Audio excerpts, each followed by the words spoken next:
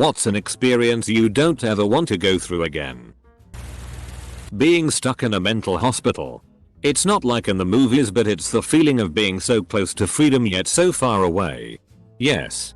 I was in a general unit. Most everyone was nice. But there was like 2 or 3 out of like 10 that gave me a weird vibe. One being my roommate. I hated it. There was nothing to do except take pills and talk in group. The day I knew I was getting out, my mom came to get me. She had to wait 3 hours in the parking lot. When I asked what time I was leaving, they kept saying, when your ride gets here. I called my mom over an hour ago and she's been sitting outside waiting. Kidney stone. Yes. God yes. Awful stupid things. And I know people who have awful diets that consist of just chugging pop all the time or that sort of habits, and they never get them. I drink water like a damn ocean creature all the time and I still get them. And once you've had them one time, you know the pain of them, and if you ever even have a twinge of pain again, that signals they are coming back. You go into total paranoia state. I've never chugged water. Cut out all the salt and other tips like that so fast in my life until I felt that kidney stone movement again out of the blue. And I'm a chick, it's even shittier for men. My sympathies for guys, because if they were hell for me, I can't imagine what it's like for someone with a penis to pass those damn things. Finding out that my wife had been cheating on me. The divorce left the life we built together in shambles. I didn't eat for 2 weeks. Lost 20 pounds. And felt as if my life was over. Depression was a regular part of my life for years. 4 years later, I'm still pained by the experience. I wouldn't wish that for anybody. Having a bad reaction to general anesthetics after a surgery. I had acute appendicitis and surgery when I was 9. I woke up to screaming and my whole body hurting. Then I realized I was screaming and was being held down by 4 nurses. I tried to yell to them to let me go because it hurt. At which point I came to the realization that I had no control over my screaming. Or my body, and that I was violently thrashing in my hospital bed. It lasted a few minutes and was just utterly terrifying and painful. Living under a paranoid schizophrenic that drank on his meds because he received no support. Blasting music at all hours of the night. Screaming matches with himself. Smashing his flat. Flooding his bathroom. Threatening violence against me and having nobody do anything. Not the landlords. Or the council or the social workers. The police did a finite amount. The mental institution I got him sent to deemed him safe, and the next day he was outside my door screaming at me. Luckily the courts have taken the case. Finding my mother the morning after she died in her sleep. Her employer called my work, emergency contact, to say it was out of character for my mom not to turn up to provide care for her charge at their home. She also mentioned she had felt ill the night before when she went home. I showed up expecting the worst, even though my mom was 58 years old. Found her laying in bed with her eyes open. Died from septic shock secondary to the bacterial flu. Giving chest compressions to a dead person you love. I had PTSD for months. I've had about a dozen brain surgeries. Recovery from them takes ages. But overall doesn't hurt much besides the stitches the first week or 2. My never want to experience it again was my body rejecting a medical device. Forcing it out through the skin, leading to me getting a staph infection in my brain. Spending 2 weeks in the ICU. Blowing through 14 knives because I was getting so much antibiotics. Seriously, and even your foot sucks. IED. Exploded 200 meters ahead of my Humvee. I was the gunner at the time. And I felt the concussion, heat, and dust moving through the gunner hatch. Ears rang for days. This was my first IED. 2 more followed but were further away and didn't really have an impact on me as the first did. The feeling that someone deliberately tried to cause harm to my crew and myself was life-changing.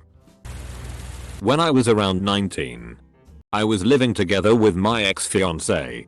I worked too much and drank too much alcohol. Long story short, I got burnout and suffered for daily panic attacks. I got fired, barely illegally. My girlfriend started cheating, so we broke up. She got the house. and I was living the time somewhere I could get a warm place to sleep. Spent it days crying and nights heavily drinking. One day I woke up and I was like, fuck this shitty. It's time to move on and do something to myself. Moved across my country for work. Well, that adventure lasted 2 years and I never looked back. Proud of myself that I got my shit together. Now whenever life feels hard, I can look back and see that my now problems are nothing. You can do it, guys. It's sometimes hard, but rewarding to keep pushing. Ovarian torsion. I sat up after a nap and felt this ungodly pain in my abdomen. Like someone was twisting a knife inside of me.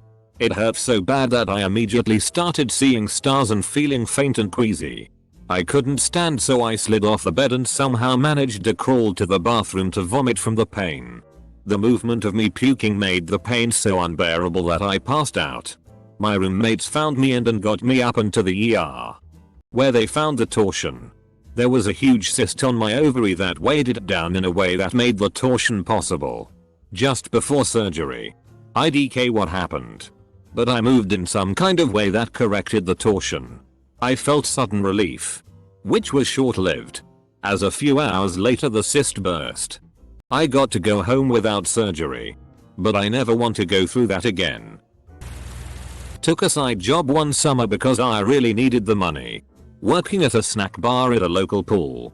The job itself was fine. What I hated was how awkward it was working with a bunch of teenagers who pretty much would never talk to me.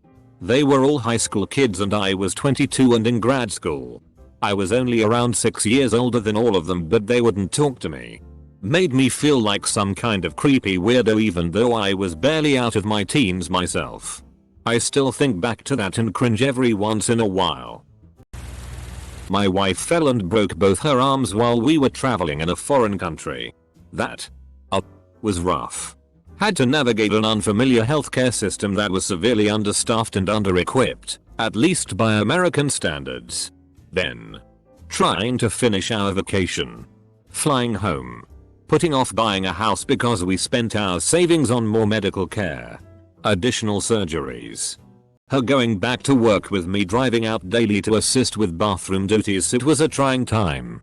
But we made it through and our marriage feels pretty damn strong now. So that's cool, I guess. Oh. And we feel eternally grateful to the people of Ireland. They are seriously the kindest and most caring ever. Evacuations from the, now, yearly California fires. My city got hit pretty hard by the Woolsey fires last year. Packing up the things that I thought were most important and having to leave everything else behind was really hard. That entire weekend, I had no idea if we would be coming back to a house. I didn't know if I would go from owning everything in my room to owning the things I could fit into a suitcase and a backpack. It was the most stressful and awful night of my life. And worst couple days. I would never do it again if I had the option. I very well may have too. But I can only hope that I don't. I was in a domestic violent relationship that I saw no end from. I tried break up with the guy several times. He wouldn't let me. He would sabotage everything so I could go back to him. The only way out I saw was cheating on him so he could feel disgusted at me and let me go. I told a friend about my situation and offered to pay him $85. He accepted and helped me with the affair. We made sure we were in a place where him or his friends would see us and started kissing in public. It worked. Got rid of my nightmare, but the cheating was the most disgusting thing I ever did and would never do it again. My now ex-boyfriend got stupid drunk one night and tried to pick a fight with me. I knew how much he had drank, so I just kept agreeing with him. As to not provoke him. Well, apparently that pissed him off more, and in his drunken state he jumped over our 2-story balcony. Now, normally that'd be enough to break an arm or leg and knock the wind out of you. But unbeknownst to either of us, there was a bunk of debris from a bulkhead that was being replaced in the water. We lived on a lake. I remember screaming for his mom and brothers while they frantically called the cops and an ambulance. All I could do was sit there and hold his head in my lap while hoping he doesn't die in my arms. Cops questioned me and one officer threatened to arrest me for domestic assault until they actually did the math. I'm 5'2" and about 130 soaking wet. He was 6 feet 6 and 220 of pure muscle. There was no way in hell I could pick him up and toss him over a railing. I've had 2 miscarriages. They were only 3 months apart. The last one pretty much undid me. I went in expecting to have ultrasound to see how many weeks I was. Instead I was told my baby stopped developing around 6 or 7 weeks and I'd suffered a silent miscarriage. 2 doses of Cytotook, the abortion pill, and I still could pass the tissue and needed to have a D&C. This was a 3-week-long process that ripped my heart open every time I had to go back to the OBGYN and see happy pregnant women. Now I'm pregnant again and afraid of this scenario repeating itself. I don't wish it on my worst enemy. About a month ago. 8 consecutive seizures in a row at work. Sucked because I was around a ton of people who knew nothing about seizures, and when I warned them about me feeling one come on, they all wanted to be the hero and no one listened to my advice before the episodes. This happened after months of begging my workplace to let me train a few different people on different shifts how to handle the situation. Ended up with me being jobless now. I wouldn't wish that on anyone. I've never felt so helpless and not in control of my own life. TW. Sexual abuse, rape, incest mention. Being sexually abused, raped, by my dad. I don't really even remember it. I was so young. But I got high a few weeks ago and got really empathetic towards my younger self and had a F-king panic attack. The fright of saying something or my dad killing me if I told anyone about what he did just came all back, even though I hadn't thought about it for years. It has to be the worst thing that can happen to a child. I felt so guilty about it for years and years. I wish I could go and save the young me from that shitty home. Getting a call from my sister crying telling me not to come home because dad has come home drunk. Broke his phone and watch. Punched a hole in the wall. And had the cops called by the Uber driver that brought both him and my mom home from a party. I was out with friends and it completely ruined the night, and I ended up going home later that night and things had not gotten better. That was over a year ago now and he's a lot better now and got help, but that night completely changed me forever. I even had to go to therapy and so did my sister. Pilonidal cyst. First it felt like I bruised my tailbone. Thought it was caused by accidentally bashing my ass on the tub faucet during a hem shower activities. It kept getting worse by the day until eventually about a week later the pressure and swelling was so bad that I was crying trying to lay in bed. Turns out, when you lay down your ass cheeks push against each other. And when you have a golf ball sized cyst in your ass crack. That shit hurts real bad. I went to the doctor because I thought I had broken my tailbone. Having people examine your butt crack is vaguely embarrassing. The doctor lancing and squeezing it to drain it, even after 2 lidocaine injections, was painful enough that I was crying. Bent over on the table. I never got the sense of relief after the pressure was gone either. It just hurt like a BTCH and then was really sore for the next 3 days. I'm sure I'll look like the biggest wuss, when in reality my pain tolerance is ridiculously high. It just hurt that bad. Definitely will go to the doctor sooner if I ever feel like I bruised my tailbone again. Also, second vote for bad acid trip. Having a panic attack and confronting your deepest fear on acid caused severe anxiety issues for 6 months afterwards. And I still have some mild to moderate anxiety jags. My wife woke me up one night about 6 years ago saying her chest didn't feel right. We went to the ER and they took her and did an EKG. Everything was fine, so they prepared to draw blood to run some tests. As the nurse turned around, my wife flatlined and I was pushed out of the area. They started trying to revive her for 45 minutes. They finally told me to come in and say goodbye as they didn't think they would be able to revive her. I did and they kept trying, and after 2 more shocks she finally responded. She was then taken to surgery and they did a full scan of her heart and were not able to find anything. They froze her in a coma for 48 hours to slow the blood in an effort to prevent brain damage and then slowly warmed her back up over 2 days. She eventually came out of her coma and woke up and was fine. No brain damage detected. She is still under cardiologist's care, but they never found anything electrical or muscular that would have caused what she went through. I'm currently in hospital spinal rehab after a bad motorcycle accident where I nearly died, and it sucks here and is boring as hell.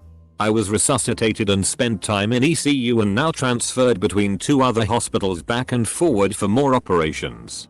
I'm paralyzed from the waist down, so I cannot walk. Cannot go to the toilet unassisted. The food is crap and only 2 of my friends have come to visit me. I've been here and going through different spinal operations and bed rest for the last 2 months, and I have at least 1.5 more months to go before I can learn to use a wheelchair and try adjust to that lifestyle.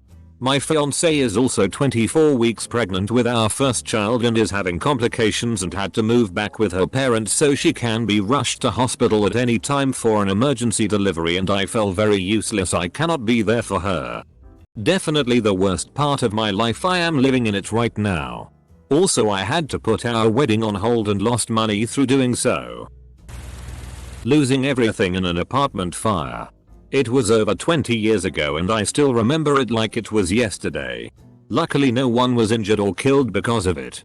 The 13-year-old kid that lived downstairs from us lit some football cards on fire and threw them on his bed. Then left the apartment, leaving his mother asleep on the couch.